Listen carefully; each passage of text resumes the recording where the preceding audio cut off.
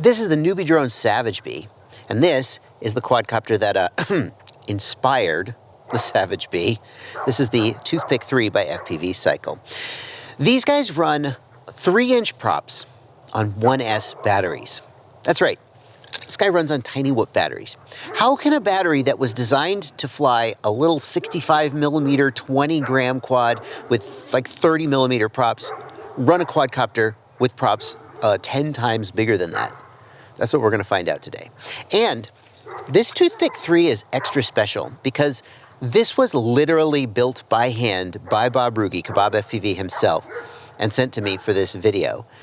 So how much better can this hand-built, from the mind of the master himself quad fly than this thing that you can just buy as a kit and build yourself, or even buy in a bind and fly kit and just, take it out of the box and go? That's what we're going to find out today. I'm Joshua Bardwell, and you're going to learn something today.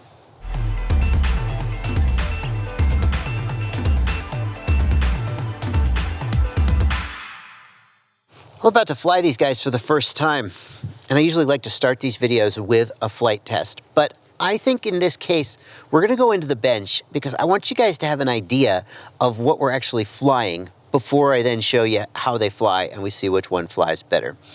So I'll see you back here in just a few minutes. I think we got to start this review by looking at the BabyTooth first, because Kebab's BabyTooth design really was the inspiration for this whole class of quadcopters. Actually, that's not quite true. The Toothpick was the inspiration for this whole class of quadcopters. And in fact, I'm pretty sure I accidentally called this the Toothpick in the intro, not the BabyTooth. Sorry about that. What's the difference anyway? BabyTooth and Toothpick refer to the frame itself, in addition to the whole sort of class of quadcopters built around that frame. The BabyTooth frame is a single piece bottom plate, so it's lighter. The Toothpick frame has removable arms, so if you break an arm, it's easier to swap them, but it's a little bit heavier. And the Toothpick class of quadcopters originally came about when Kebab took a brushless tiny whoop, took the motors and all the electronics out, threw the frame away, and put it onto a frame basically just like this. And by moving it to an open prop design, and by putting larger props on the motors and a couple other tweaks that he made, you got a quad that flew way, way better than a tiny whoop ever did.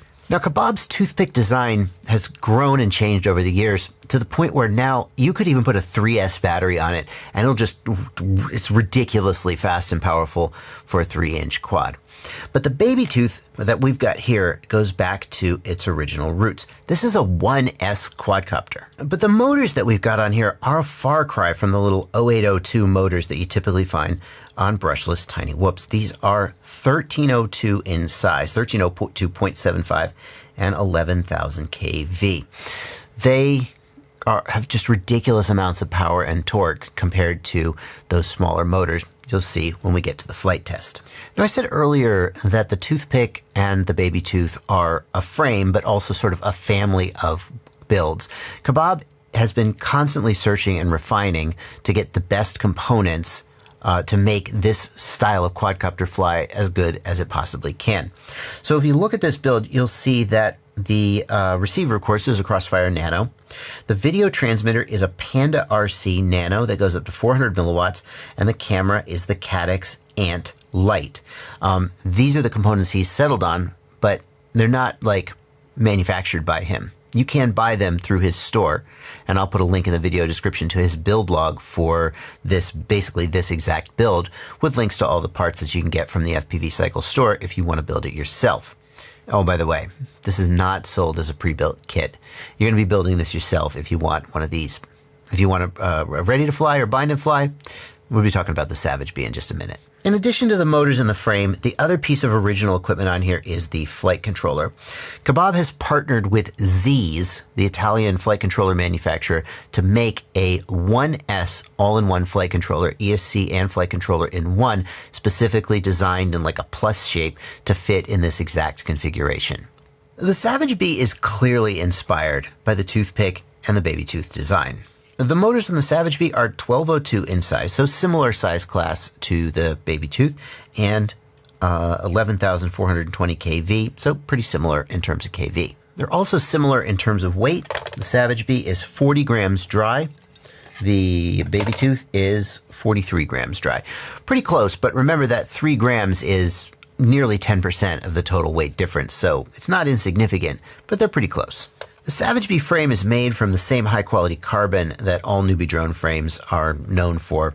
In fact, you might even be able to see the edges are slightly beveled here, which is a really nice touch. As far as the frame design goes, look, I don't spend near as much time thinking about designing these little frames as Kebab or the frame designers over at NewBeeDrone. But my hot take on it is, with frames this small, as long as the weight is about right, and as long as, because what is there to it? It's just, you're just freaking holding 4 motors and mounting a flight controller to it. That's all there is to it. It's just a piece of carbon.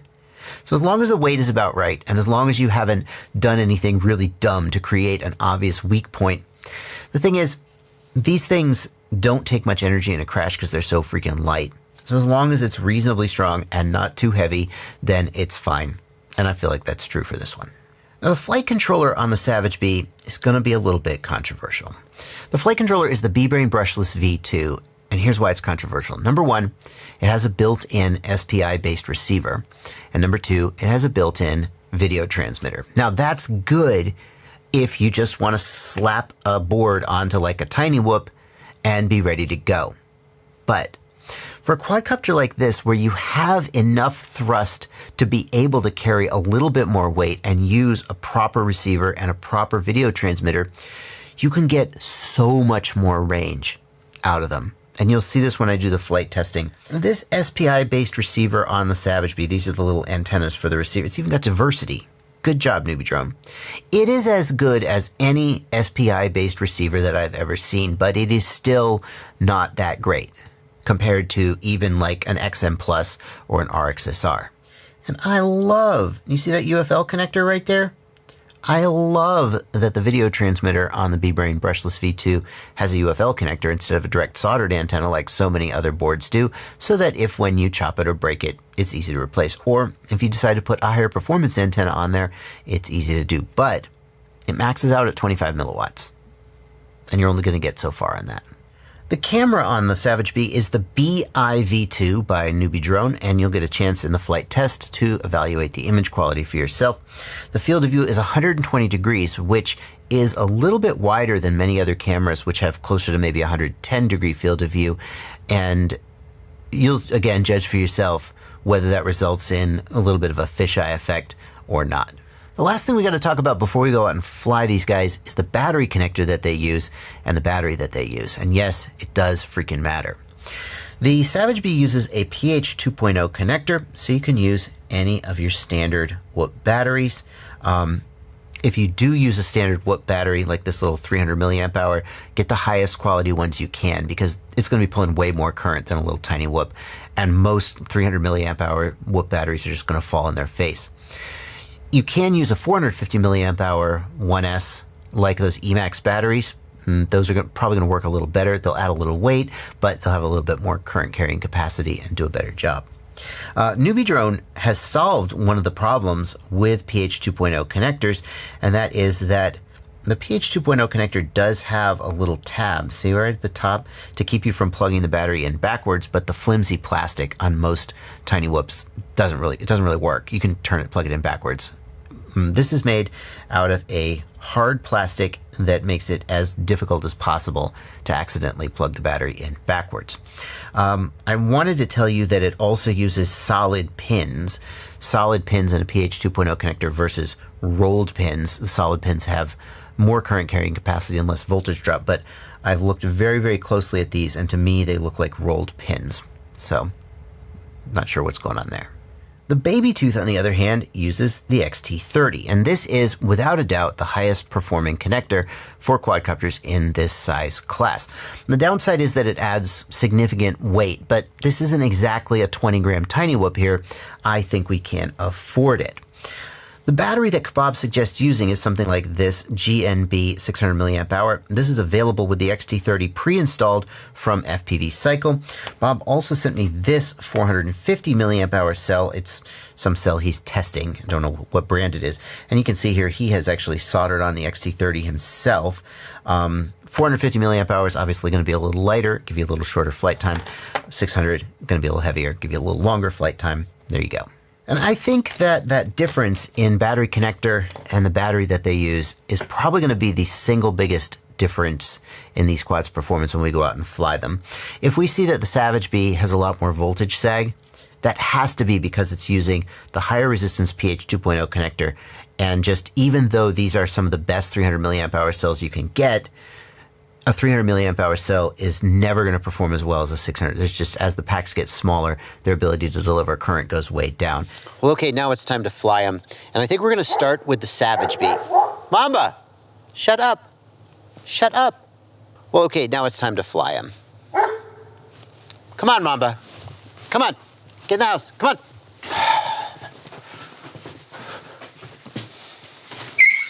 Come on, Mamba. Come on. Mamba. Come on, Mamba. Come on. Get in the house. Shush up, you. There you go. Okay. That's a good boy. That's a good boy. That's enough of that barking. That's enough of that. No, sir. No, sir. Well, okay, it's finally time to fly these guys, and I think we're going to start with the SavageBee. Oh, we got some up tilt on that guy. It wants to go fast. It was more up tilt than I was expecting.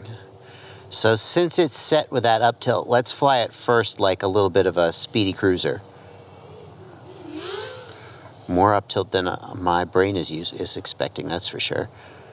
A lot of fisheye on this camera is making it feel fast, but also making it a little harder to fly than, yeah, feels like there's a really wide angle, maybe a lot of fisheye, I'm not sure. We're immediately down to 3.4 volts. This was charged to 4.35. It is a NewBeeDrone Nitro Nectar Gold, which, oh, Jesus. Oh, okay. All right. Okay. It was charged to 4.35, but it immediately will drop down. Flies nice. It definitely corners nice and is fast and smooth. Very stable. Oh, she done. The integrated receivers on these flight controllers are never very good. That's not a criticism of NewBeeDrone. They're just all really bad. Let's see how much range we can get before we fail safe. If I can get like to the edge of my property, I would consider that to be pretty decent. The video is also going to struggle. We're at RF signal. yeah, so as soon as I start to go behind the barn, it's like, no thank you. We could probably get all the way out to the street, though. I mean, I've flown tiny whoops that couldn't get out to the street on their integrated battery. On their integrated receiver, rather. This is respectable. You have a RF signal low. I'm going to fail safe going behind here. Video is also really struggling. These guys they just don't have a ton of range. Can I fly behind the house? RF signal low. Don't fly over the pool and fail safe. Oh, really struggling. Oh, I'm coming back. All right, so I mean, I would call this like above average for a receiver and video transmitter for a tiny whoop, but you know, not anywhere near what you RF signal low. expect from. Let's go real slow. What you would expect from a proper full range receiver. If I can get through here, I'll be super impressed. I'm going to make it. I'm going to make it. Okay, I'm super impressed. Despite the fact that I'm getting RF signal low for these little integrated receivers on these flight controllers, that's actually super good. Let's do some freestyle now. Oh, there's just no fling. I forgot. It was flying so smooth, I kind of forgot what I was flying. There's just no fling to this. Like as soon as you get off the throttle, it just stops moving.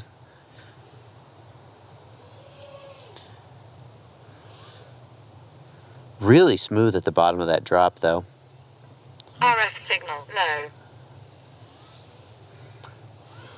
Really smooth in the turns. I'm really impressed with how smooth this is.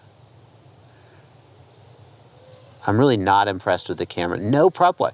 Did you see that? There was no prop wash there. I don't know if you could pick up on it from the audio of my microphone. The props are really quiet. They're just not making any noise.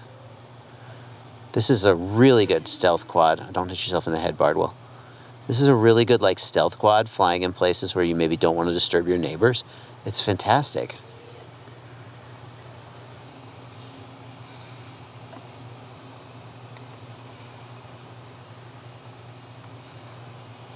RF signal low.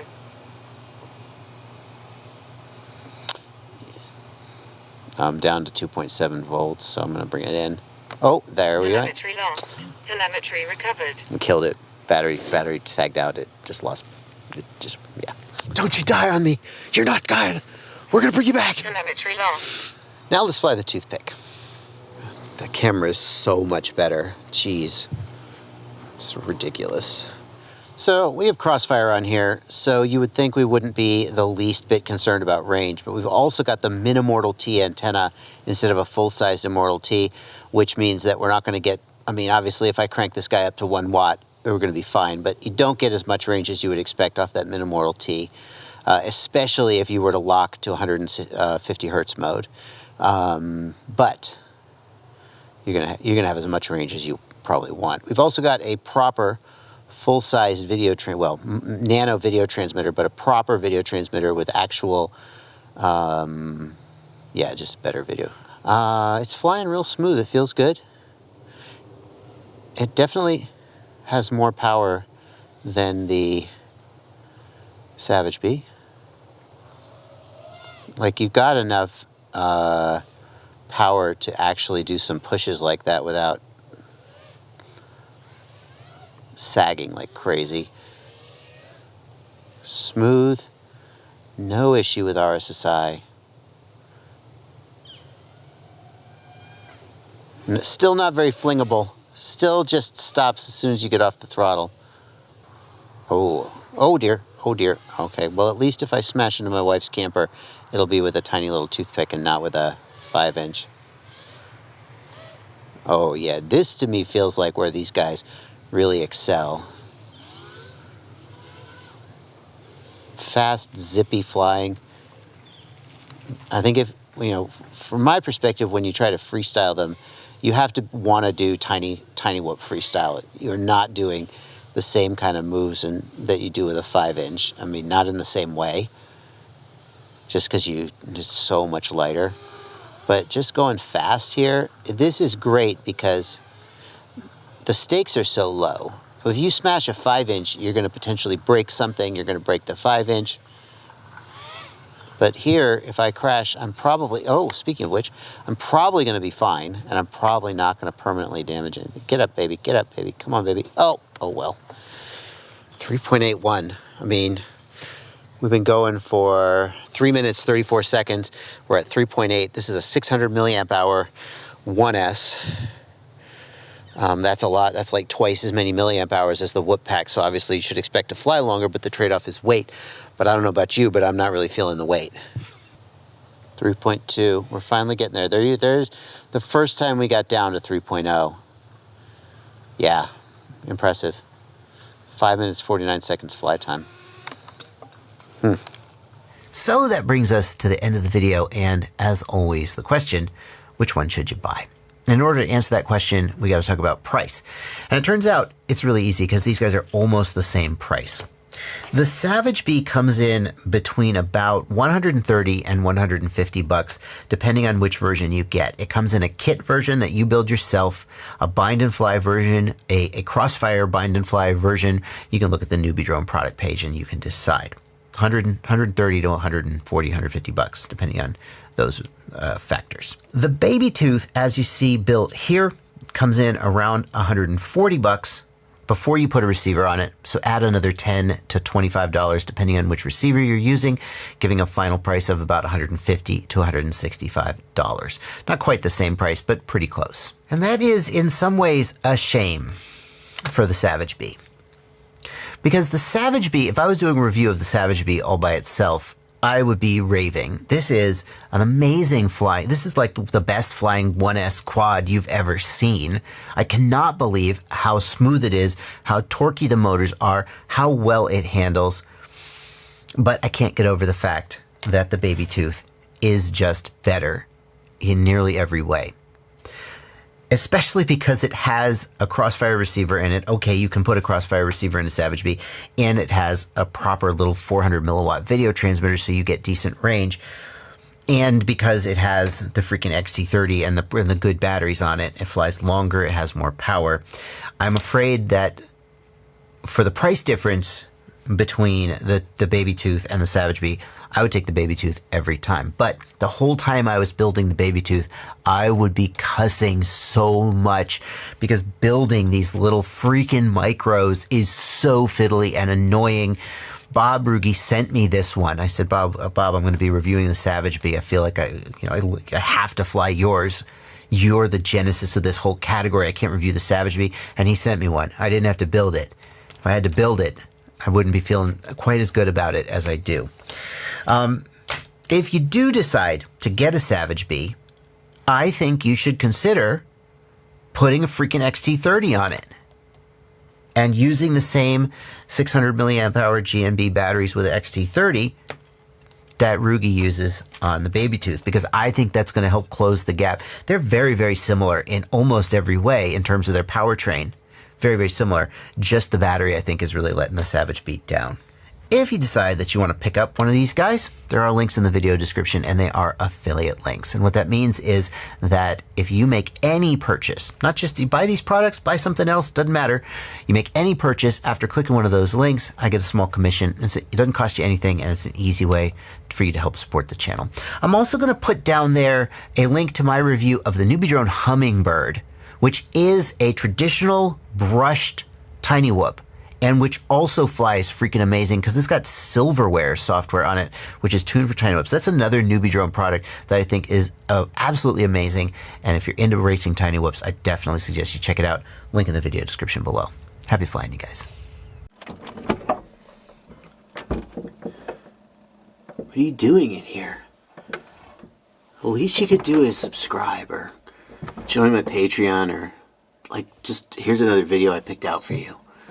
Jeez.